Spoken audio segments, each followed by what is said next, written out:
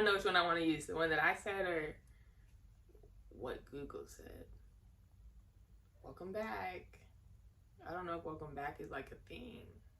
Hola mis amigos y bienvenido de nuevo a mi canal.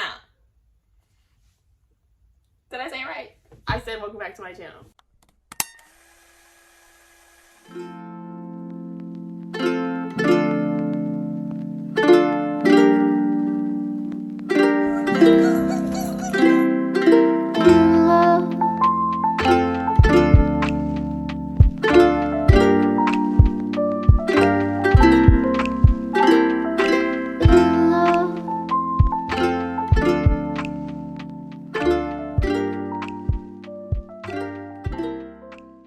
Gonna be explaining anything. This is probably gonna be like a quick little time lapse.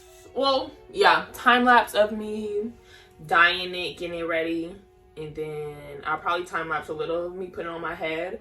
But at the end, I do plan on cutting her, shaping her.